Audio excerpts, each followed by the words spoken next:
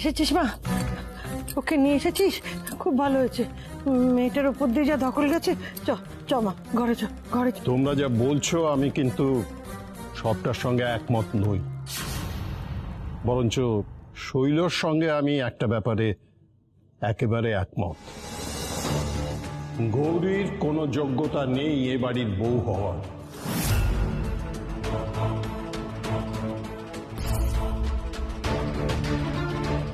কারণ এ বাড়িতে আমার একার কথা ভাবলে বা বললে তো চলবে না।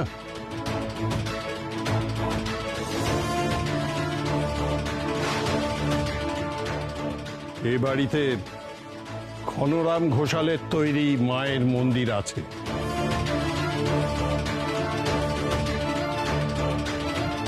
একটা ঐতিহ্য আছে এ বাড়ির, এই পরিবারে।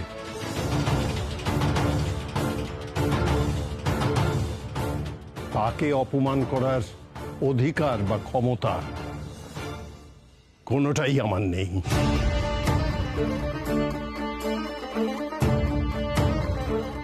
এ ব্যাপারে আমার হাত পা বাঁধা।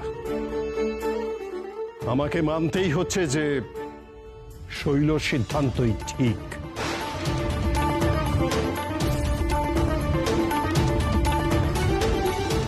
তবে একটা কথা, আমরা যেমন ওকে ঘাড় ধাক্কা দিয়ে এ বাড়ি থেকে বের করেও দিতে পারি না, তেমনি এ বাড়িতে বউ হিসেবে ওকে রেখে দিতে পারি না।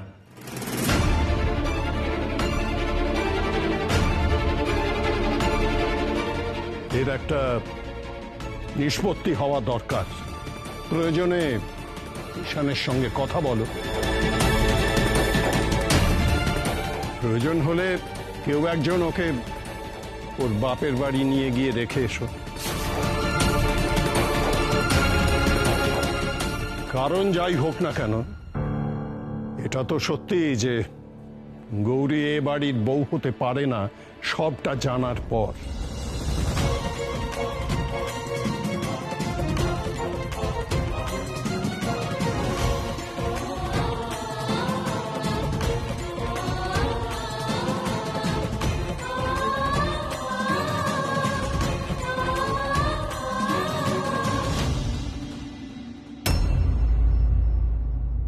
আরে এ তো মেঘনা চাইতে জল শৈল।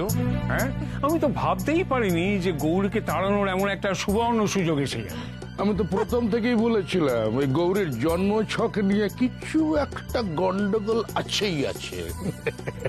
প্রমাণ প্রমাণ পেলেন তো? শুধু গন্ডগোল থাকলেই ওকে এ বাড়ি থেকে তাড়ানো যাবে তা নয়, দাদাই সবচেয়ে বড় বাধা হয়ে দাঁড়াতে পারে। ঈশান যখন নেই তখন দাদাকে নিয়েছিল ভয়, কিন্তু এখন তার সে ভয় নেই, কারণ দাদা বলেই দিয়েছে গৌরীকে নিয়ে যা সিদ্ধান্ত নেবার আমরা নেব। একদমই তাই। জেঠুমনি যখন একবার নিজেই বলে দিয়েছেন যে গৌরীর মতো অজ্ঞাত কুলশীলা মেয়ে ঘোষাল পরিবারের বউ হয়ে থাকতে পারে না, ব্যাস গৌরীকে বাড়ি থেকে তাড়িয়ে দিতে তো কোনো অসুবিধে নেই। কিন্তু তাড়াহুড়ো করলে চলবে না, এমন একটা কিছু করতে হবে যাতে গৌরীর ফিরে আসার কোনো সুযোগ না থাকে। তাই যা করার খুব ভেবে চিন্তে সিদ্ধান্ত নিতে হবে। আরে গৌরী, গৌরী এ বাড়িতে থাকা মানে তো আপনাদের বিপদ বাড়া, তাই না? আমার তো মনে হয় ওকে একেবারে গুম করে দেওয়াটাই মঙ্গল।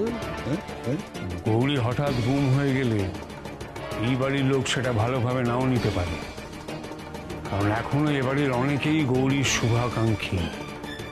তাই খুব সাবধানে পা ফেলতে হবে।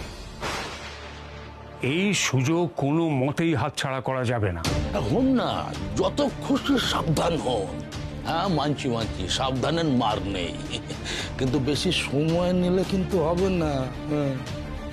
আমি একটা কথা বলতে পারি, গৌরীকে আমি আমার আশ্রমে নিয়ে যাই, সেখান থেকে গৌরী কোনোদিনই ফিরতে পারবে না। কাকপক্ষে তো টের পাবে না গৌরী কোথায়। না ভেবে দেখো, এতে গৌরীকেও চিরতরে তাড়ানো হবে, আর গৌরীকে পেলে আমারও খানিকটা লাভ হবে। এই গৌরীর অবস্থা আমি একেবারে ওই ভার্গবীর মতো করে দেব। বেশ, আমার কোনো আপত্তি নেই। শৈল, তুমি কি বলো?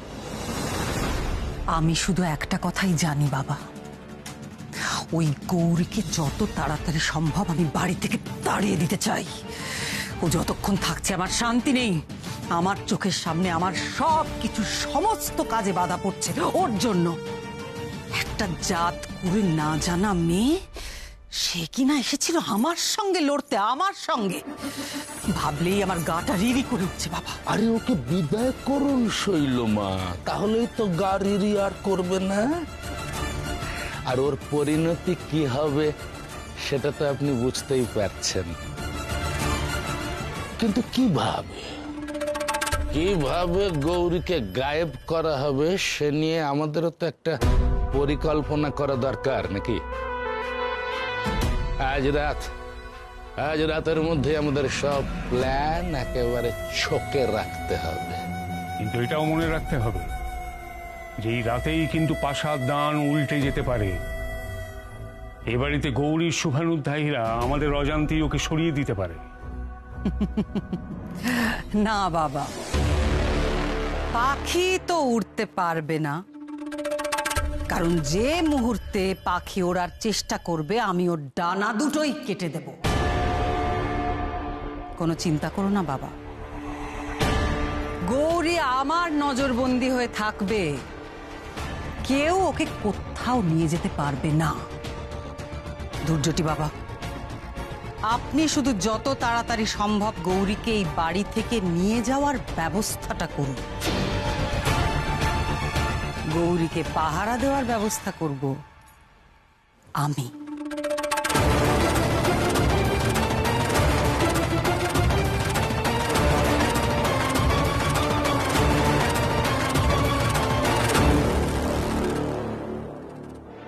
এসো, পড়ে থাকো এখানে, আর খবরদার ভুলেও এই ঘর থেকে বেরোনোর চেষ্টাও করো না, তুমি বুঝেছ?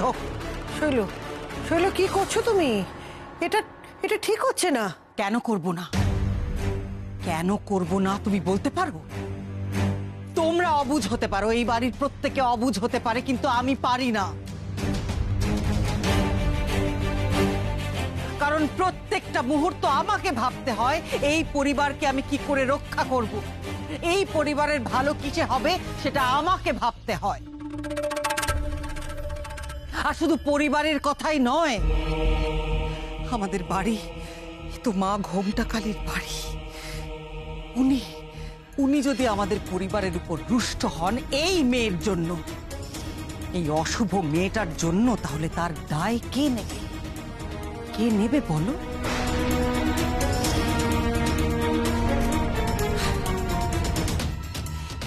এই গৌরী মায়ের পুজো করেছে বলে, এই অশুভ মেয়েটা মায়ের পুজো করেছে বলে মা অসন্তুষ্ট, কিন্তু তাও উনি আমাকে ক্ষমা করেছেন। কারণ গৌরীর অতীত কি সেটা আমরা জানতাম না, কিন্তু এখন তো আমরা সত্যিটা জানি। আমি তো জানি সত্যিটা কি, তারপরও আমি যদি কিছু না করি, আমি যদি কিছু না বলি, তাহলে মা আমাকে কোনোদিনও ক্ষমা করবেন না, কোনোদিনও উনি ক্ষমা করবেন না আমাকে। একদম ঠিক বলেছেন। হ্যাঁ, কারণ এই বাড়িতে এরপর আবার কি খারাপ হতে চলেছে সেটা তো কেউ জানে না, তাই না? আর তাছাড়া বাবাও তো বলেছেন যে এই মেয়েকে নিয়ে কি করা হবে সেটা শৈলমা ঠিক করবেন। যতক্ষণ না আমি সিদ্ধান্ত নিতে পারছি যে কি করলে এই অশুভ ছায়ার হাত থেকে আমাদের পরিবার মুক্তি পাবে,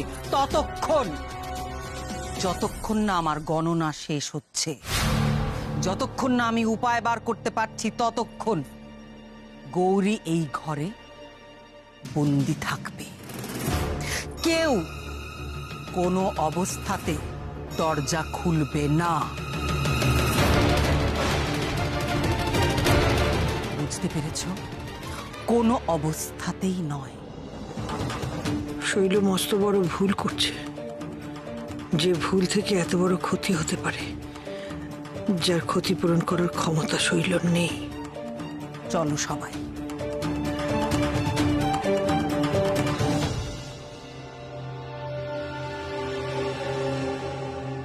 কি হলো? আমার কথা কানে গেল না কারুর?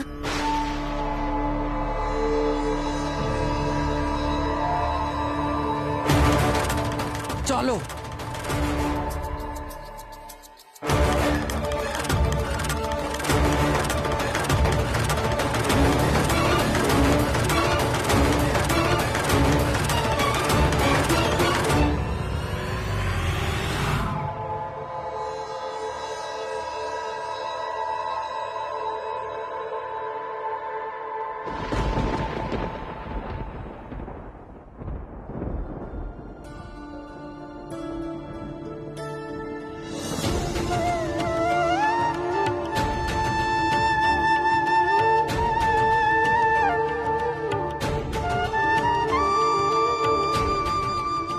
মাগো,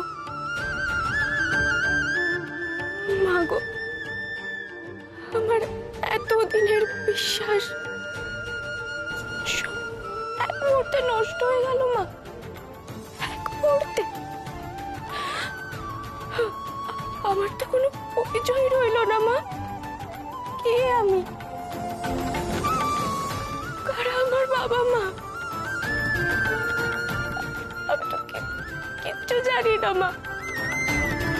আমি যে বাপের বাড়ি থেকে এসেছি সেটা আমার বাড়ি নয়, আর যে শ্বশুর বাড়িতে আমি আছি এখানে কেউ আমাকে চায় না মা, কেউ পছন্দ করে না আমাকে। তাহলে তাহলে তো আমার এখানে থাকার কোনো মানেই নেই মা। ও মা,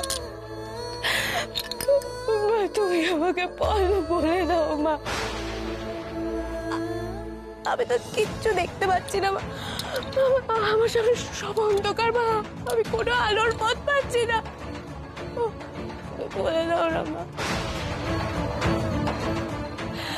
কি গো, কি গো, আমার এই দুর্দিনেও তুমি চুপ করে থাকবে? তুমি কিছু বলবে না? ও মা, কিছু বলো।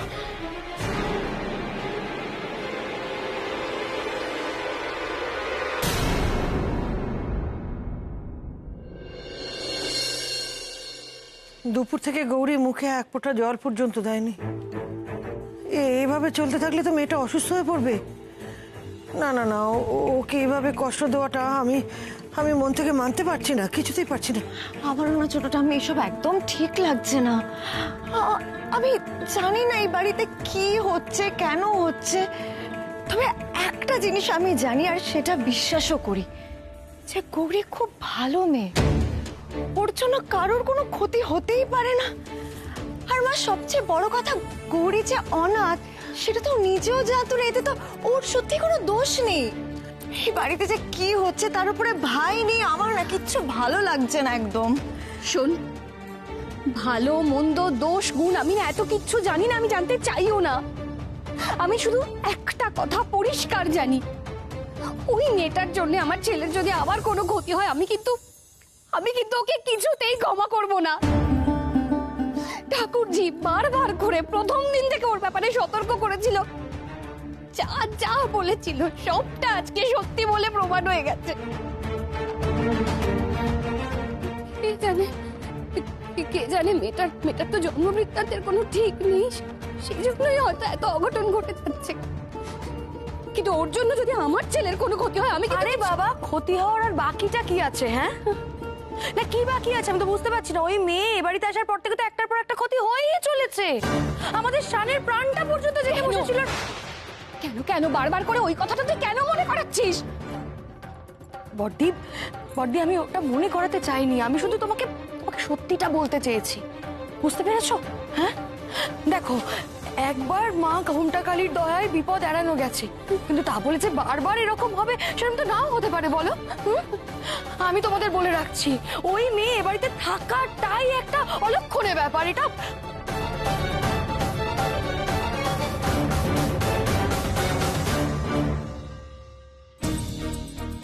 কি যে হচ্ছে এ বাড়িতে, সবাই মিলে গৌরীকে তাড়াতে উঠে পড়ে লেগেছে।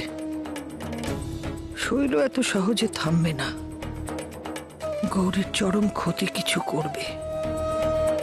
মাগো, তুমি মেয়েটাকে রক্ষা করো মা, তুমি তো সবই দেখছো, সবকিছু এখন তোমার ওপর, তুমি রক্ষা করো।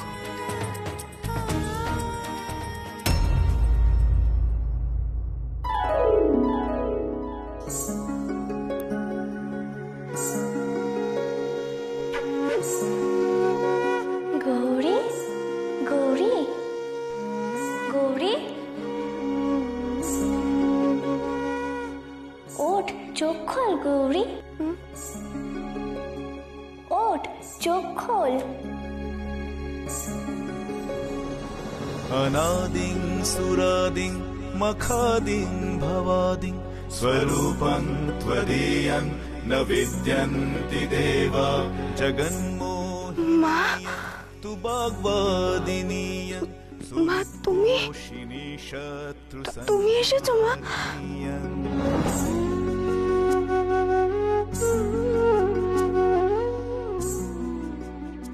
মা, মা গো, মা তুমি এসেছো আমার কাছে? তুমি এসেছো মা? হ্যাঁ গৌরী, আমি এসেছি। একটু হা কর দেখি।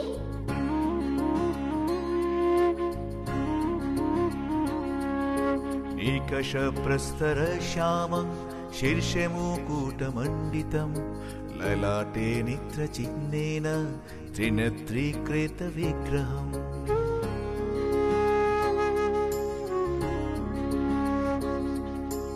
अघुरं पद्मपत्राभ विशालास्मितलोचनं सुकृष्णप्रज्वलद्रूप नेत्रद्वयकणेनिकम् মা গো, তুমি প্রসাদ আর চরণামৃত আমার জন্য নিয়ে এসেছো মা? হ্যাঁ গৌরী, এবার শরীরটা ভালো লাগছে? भोजन नाना ভালো করে আমার দিকে তাকা দেখি।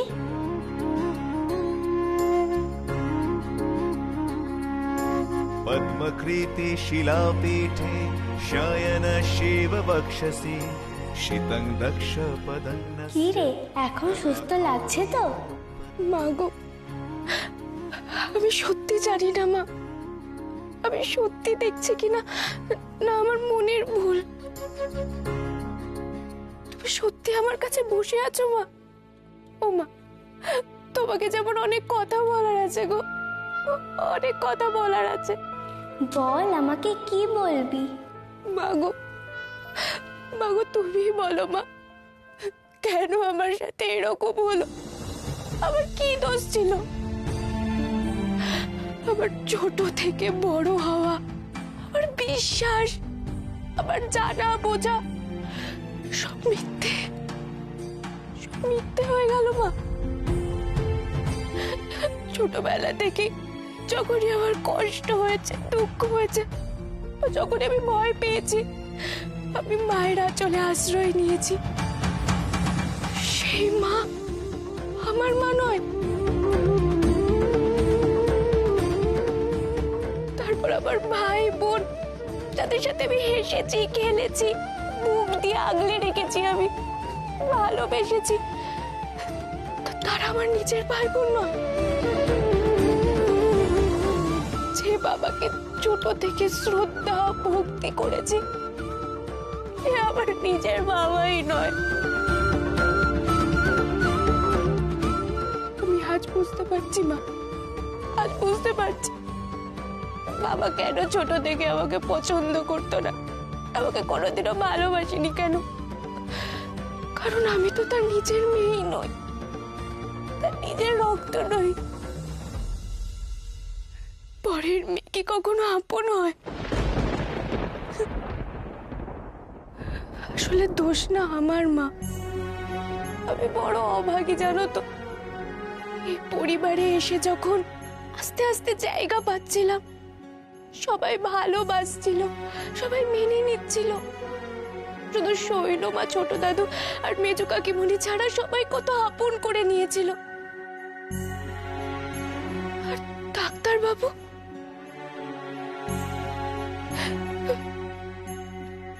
ঠিক তখনই এত বড় সত্যিটা সামনে এলো। এতগুলো বছর কেটে গেল, কেউ আমাকে সত্যিটা বললো না। আমার জ্ঞান হওয়া থেকে এত বড় ভুলটাকে সত্যি মেনে এতগুলো দিন কাটিয়ে দিলাম। ভুল ভুল ভুল ভুল, সব ভুল মা, সব ভুল, সব ভুল মা, সব। কাঁদিস না গৌরী।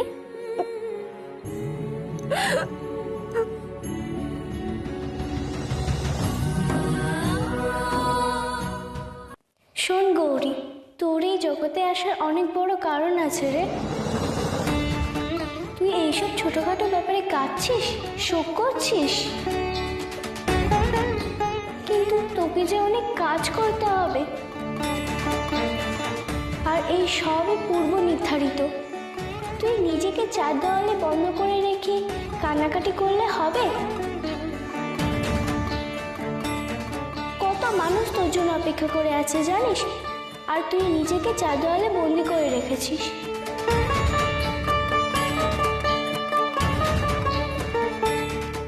চার দেওয়ালে বন্দি মানে?